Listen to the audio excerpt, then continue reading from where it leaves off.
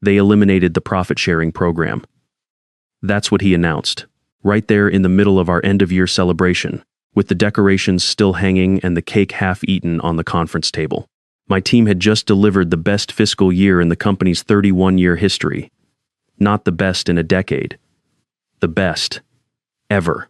My name is Marcus Webb. I'm 54, and I've been Director of Supply Chain Operations at Hargrove Medical Distribution for 18 years. I started as a logistics coordinator 2 weeks after my Army discharge, worked every rung of the ladder the honest way: night shifts, weekend runs, holiday coverage when nobody else would take it. I know every warehouse bay, every carrier contract, every vendor relationship we have by first name. I built this department from 11 people running out of a cramped back office to a 63-person operation that moves critical medical supplies to hospitals across 7 states. We had just closed the fiscal year at 312% above our efficiency targets. Not 50%, not 100%, 312%. We'd landed a long-term distribution contract with a regional hospital network covering 42 facilities. We had cut our error rate to 0.3%, which our industry benchmarks consider essentially impossible. The logistics director from our biggest competitor had actually called me personally to ask how we did it. I told him 18 years of hard work, and he laughed because he thought I was joking. I wasn't. So we gathered in the main conference room on a Thursday afternoon in December. Someone had ordered a sheet cake with record year written in blue frosting. Diane from warehouse management had brought sparkling cider. Ray, my operations lead for 11 years, was grinning so wide I could see every tooth in his head. These were good people who had given everything to make those numbers real. Then the CEO's son walked in. He was 31. He had a degree from Dartmouth that he worked into conversation with the casual frequency of a tick. He'd arrived 8 months earlier under the exact same arrangement these things always arrive. His father, our CEO and founder, had announced he was stepping back to focus on strategic vision, and his son would be observing and learning the operational side of the business. Just observing. Just learning. He stood at the head of the table like a man who had practiced this moment in the mirror. No hello, no congratulations, no acknowledgement of what this team had just accomplished.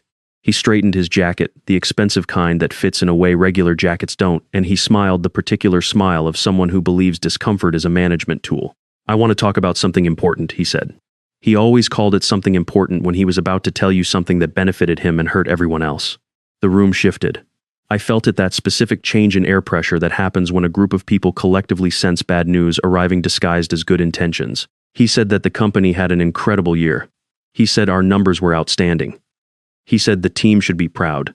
And then, without changing his tone or his smile, he said that effective immediately, the annual profit-sharing program was being converted to a discretionary performance bonus structure with revised eligibility thresholds.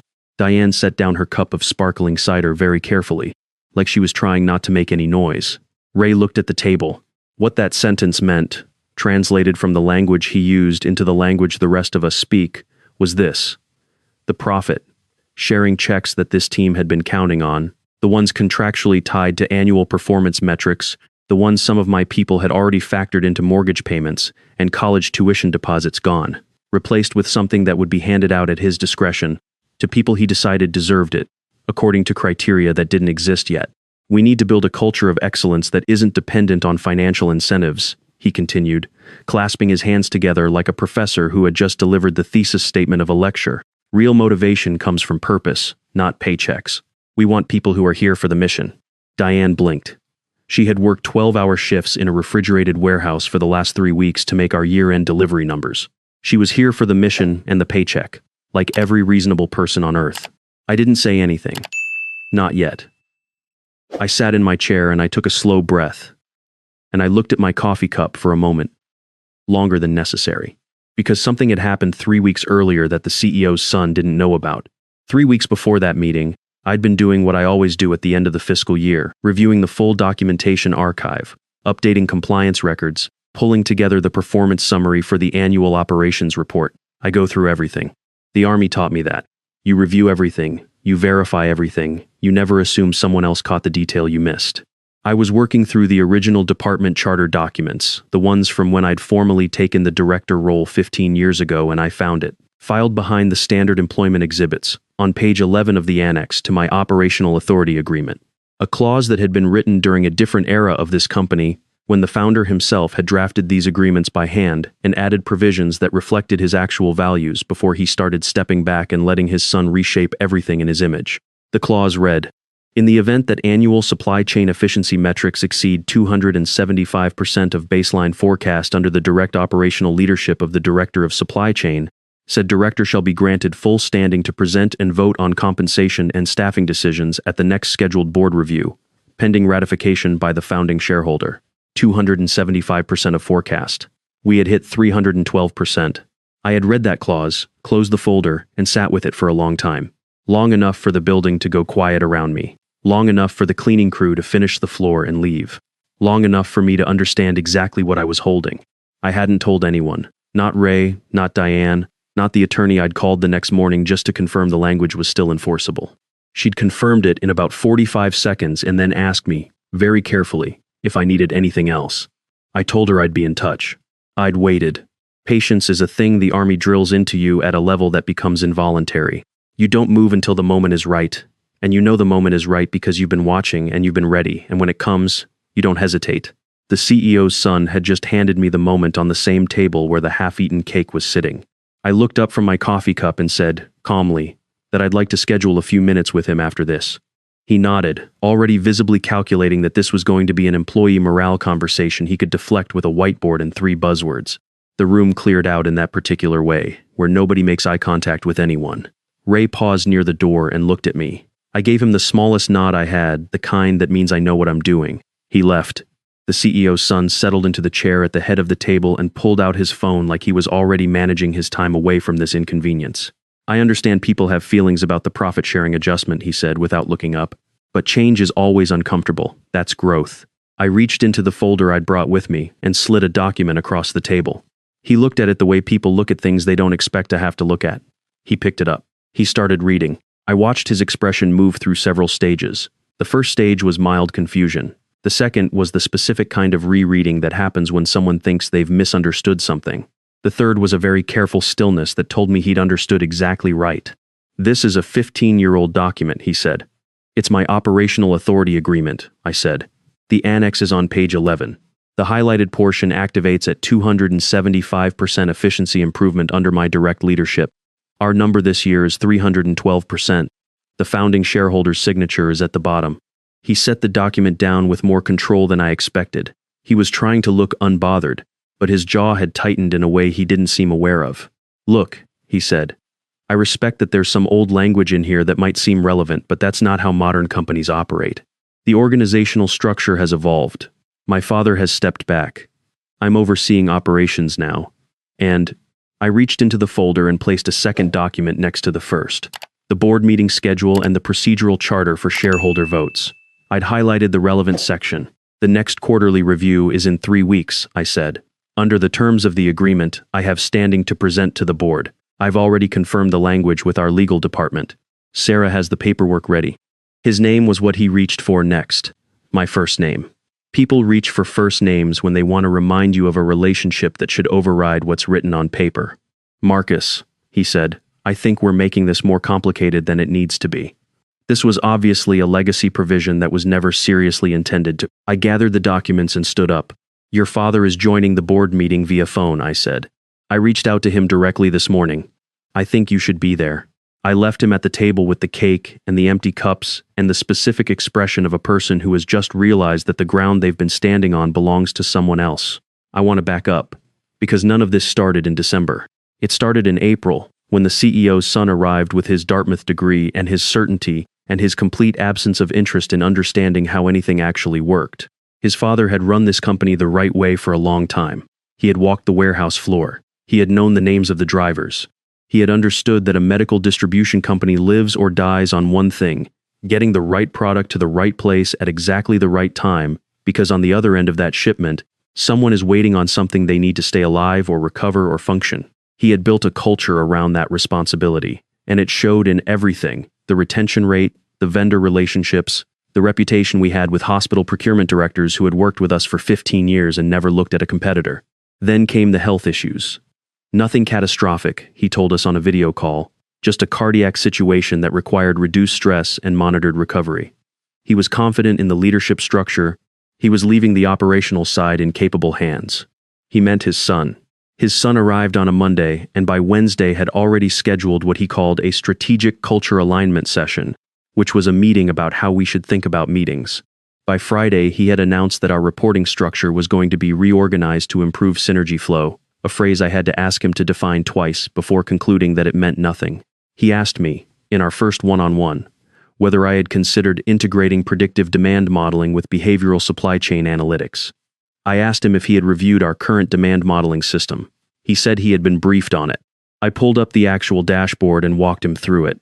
He looked at the screen for a while and then said that it was impressive, but that we should be thinking more holistically.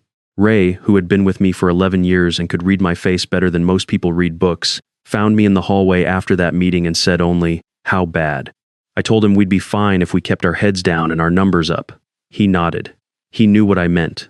We'd been through reorganizations before.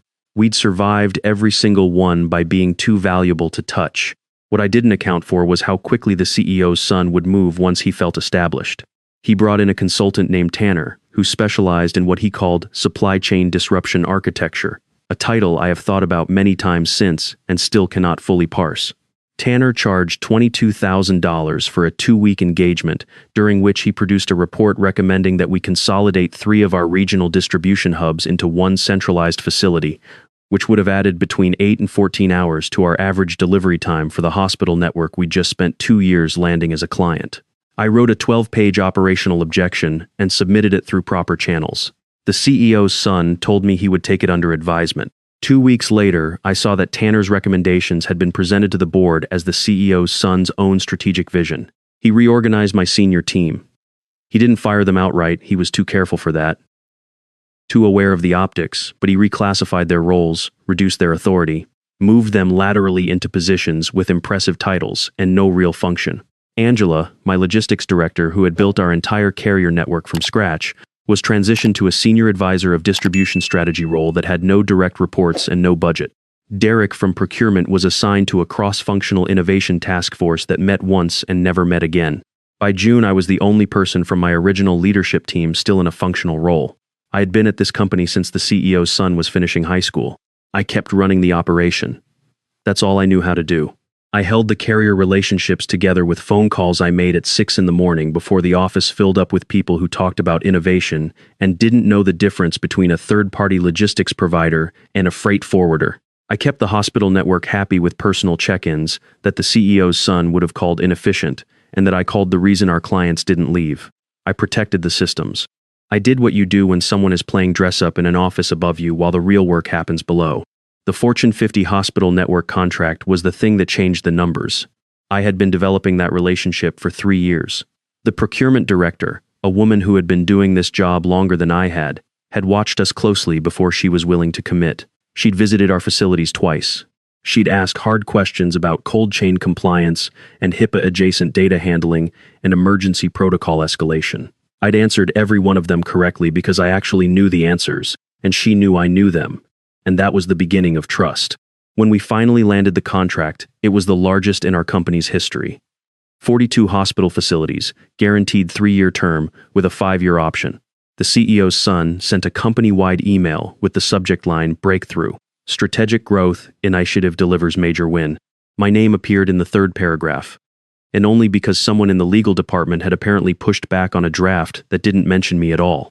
I printed that email. I put it in a folder in my desk drawer next to the operational authority agreement. By the end of Q3, our efficiency numbers were already in unprecedented territory. By October, I knew we were going to break 300%. By November, I had confirmed the clause with Sarah in legal, who had read the relevant language very carefully, and then said, in a voice that was doing its best to stay neutral, that she would prepare documentation.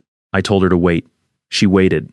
In December, the CEO's son canceled the profit-sharing program, and I told her she could stop waiting.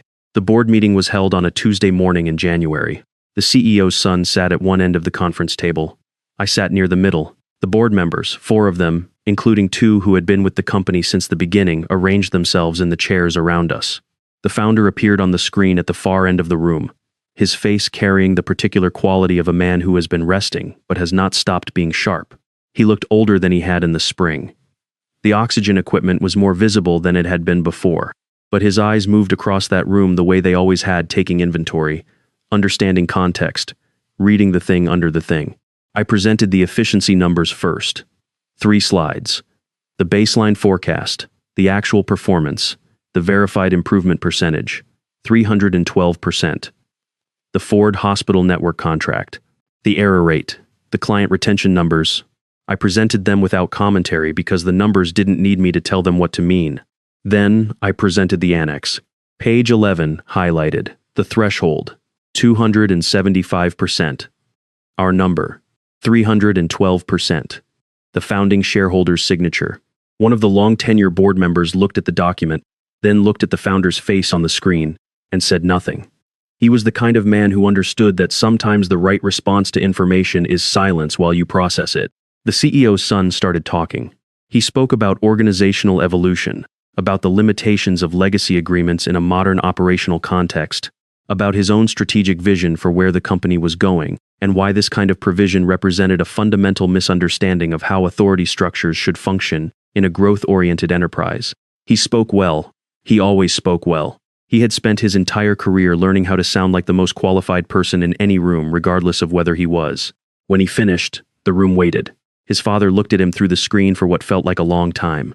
Then he said, "I wrote that clause myself. I put it in Marcus's agreement because I wanted to make sure that if he ever delivered something that extraordinary, he would have the standing to protect it. I didn't think he would actually get there. He did." The CEO's son opened his mouth. His father said his name, and the way he said it contained 31 years of complicated love and the specific disappointment of a man watching his son behave in a way he did not raise him to behave. Just his name. Nothing else. The CEO's son sat back. His father turned to me on the screen and asked what I was requesting. I had prepared for this question.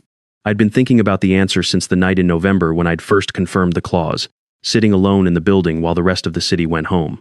I'd thought about titles and authority and what I could ask for and what would actually fix the problem. I said I wanted 3 things. Operational autonomy for my department, with no external consultants engaged without my written approval. Reinstatement of the profit-sharing program at its original terms, retroactive for this fiscal year. And return of Angela and Derek to their original functional roles. That was it. No title, no seat at the executive table, no reorganization of the leadership structure. I just wanted the department back, my people back, and the promise we'd made to 63 employees honored. The founder said, "Done, all 3. He looked at his son again with something that wasn't anger exactly. It was closer to the look of a man adding information to a file he had been hoping wouldn't need to grow. He said, "I think you should take some time. Think about what kind of leader you want to be. We'll talk at the end of the month." The CEO's son left the meeting. He collected his leather notebook and his water bottle, and he walked out in a silence that had more volume than anything he'd said in the previous 2 hours. The board ratified the document. Sarah filed the paperwork before noon. By Thursday of that week, Angela was back at her desk. She didn't make a speech about it. She just sat down, pulled up her carrier network dashboard, and started working, and I watched her do it from my office window and thought about the 11 months she had spent in a role that was designed to sideline her without giving her a reason to leave. Derek came back on Friday. He walked into the operations floor at 7:45 in the morning with coffee for everyone who was already there, which was his way of saying what he didn't need words to say. The profit-sharing checks were distributed the following Wednesday, exactly as the program had always specified. Full amounts, covering the entire fiscal year, calculated against our actual performance numbers. I stood in the break room when they came out and watched people read the numbers and do the math in their heads, and I thought about the people who had quietly adjusted their financial plans when the announcement was made in December and were now quietly readjusting them back. Diane from warehouse management found me in the hallway after she opened her envelope. She didn't say anything. She just nodded in a particular way, the way people nod when words would be smaller than the thing they're trying to communicate. Tanner's consulting contract was not renewed. The innovation task force was dissolved. The strategic culture alignment sessions were removed from the calendar, which freed up approximately 4 hours per week for everyone who had been required to attend them. The CEO's son did not come back to the office after the board meeting. His transition was announced in a company-wide email 3 weeks later, a brief, carefully worded note from the founder that said his son had decided to pursue an independent venture and wished the company well. The reply chain from that email was 37 responses long and uniformly positive in a way that said everything about how people had been feeling for the previous 8 months. I called his father 2 days after the board meeting, not to discuss the business, I called because he had done something that I knew must have cost him, and I wanted him to know I understood that. He was quiet for a moment. Then he said that he had spent 31 years building something that worked because of people like me, and he was not going to watch it get broken by someone who hadn't yet learned the difference between authority and competence. He said he was proud of the year the team had delivered. He said he was sorry it had taken what it took to get us here. I told him we'd make it a bigger year. He laughed a real laugh, the kind he used to have before the health issues slowed him down. He said he believed me. I went back to work. 6 months later, the hospital network exercised their 5-year option, 8 months ahead of schedule. Our error rate held below 0.4% for the full second half of the fiscal year. Angela rebuilt 2 carrier relationships that had gone cold during the transition period. Derek's procurement restructuring saved us enough in vendor contracts to fund the 2 new analyst positions we'd been asking for since the previous year. Ray, who had been with me longer than anyone, and had watched all of it without saying much, found me one afternoon at the end of a long Tuesday and said that he thought the last 18 months had aged him a little. I told him that was honest. He said he also thought the last 6 months had been the best stretch of his career. I told him that was also honest. I got a LinkedIn notification in August. The CEO's son had launched a consulting firm focused on what his profile called next-generation organizational transformation and leadership culture architecture. His company had a clean, minimalist logo and a website with a lot of white space and language about disruption and vision. His connection count was growing. I scrolled past it, closed the app, and went back to the freight audit I was working on. There are people who learn the vocabulary of a business and people who learn the business. The vocabulary sounds like the business. It uses the same rooms and the same title cards and the same email signatures. From a distance, in a meeting where everyone is being careful, it is hard to tell the difference. But the difference is real, and it is large, and eventually, under sufficient pressure, it becomes impossible to hide. I spent 18 years learning this business. Every warehouse bay, every carrier lane, every hospital procurement officer who picks up the phone when I call, because we have never once let them down when it mattered. That is not something inherited or conferred. It is not contained in a degree or an org chart or an announcement about strategic vision. The clause is still in my operational authority agreement. The founder asked whether I wanted it removed once everything's settled, and I said no. He asked why. I said that some agreements mean more the second time around. He said he understood that. The machines in the warehouse run at 98% capacity. Our Q1 numbers are running 14% ahead of combined projections. 3 of my operations analysts have been promoted in the last 6 months to roles that would have taken them twice as long to reach in the old structure. The best revenge, I've come to understand, is not the moment when everything breaks open. It's not the board meeting or the document across the table or the silence after the founder says his son's name in that particular tone. Those moments feel significant because they are, but they're not where the real work is. The real work is the 18 years before. The carriers who trust you. The clients who renew early. The analysts who stay because they believe in the environment you've built. The operations floor that hums at 98%, not because anyone is watching, but because the people running it were hired right and trained right and treated like the professionals they are. That is what the CEO's son never understood and what his father built, and what I spent 18 years helping maintain. You cannot inherit competence. You cannot reorganize your way to it.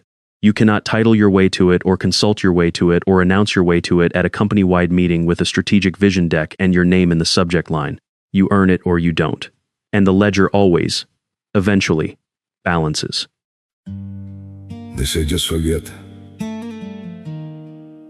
Move on like it's easy. But forgetting you feels like remembering someone I've never seen.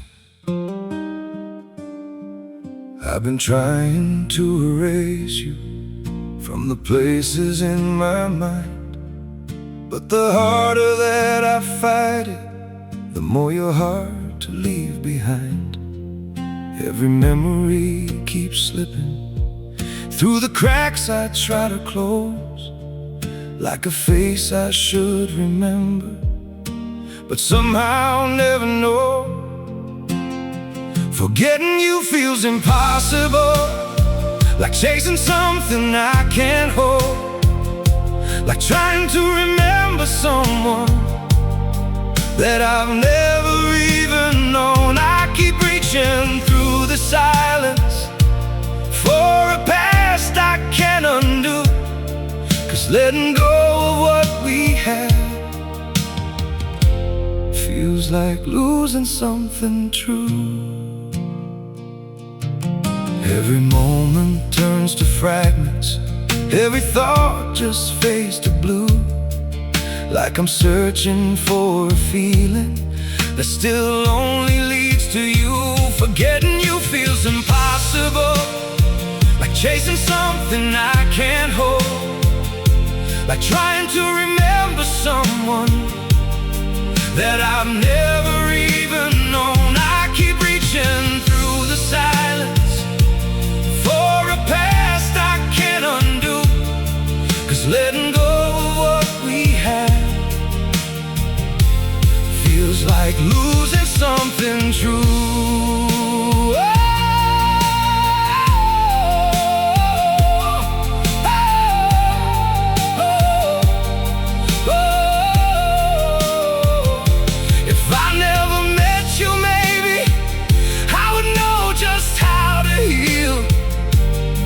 But now every empty moment still reminds me what is real. Forgetting you feels impossible, like chasing something I can't hold.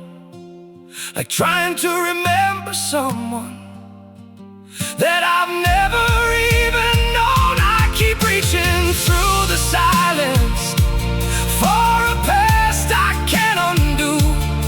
'Cause letting go of what we had feels like losing something true.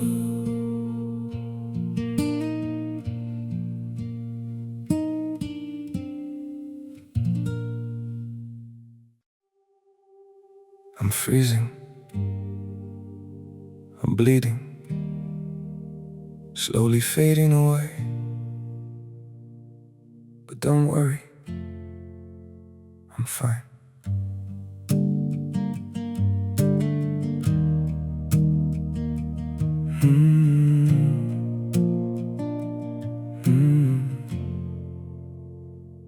The cold has settled in my heartbeat, like winter living in my veins. Every breath feels numb and fragile, every smile just hides the pain. I'm breaking quietly in silence, falling slow without a sound. Yet I keep saying I'm okay, while my world burns to the ground. I'm frozen here, I'm bleeding slowly, dying piece by piece inside. But I still whisper, it's alright, just to keep you from goodbye. I'm shattered, love, but don't you worry, I'll pretend till my last breath. Even while my soul is fading, I'll say everything's okay. Maybe pain just learned to live here, maybe sorrow feels like home. So I wear my wounds like armor and survive them all alone. I'm frozen here, I'm bleeding slowly, dying piece by piece inside. But I still whisper, it's alright, just to keep you from goodbye. I'm shattered, love, but don't you worry, I'll pretend till my last breath. Even while my soul is fading, I'll say everything's okay. If you ever see me smiling, know it's just my last defense. 'Cause sometimes love means hiding how much you're suffering. No, I'm frozen here, I'm bleeding slowly, dying piece by piece inside. But I still whisper, it's alright, just to keep you from goodbye. I'm shattered, love, but don't you worry, I'll pretend till my last breath. Even while my soul is fading, I'll say everything's okay. It's okay.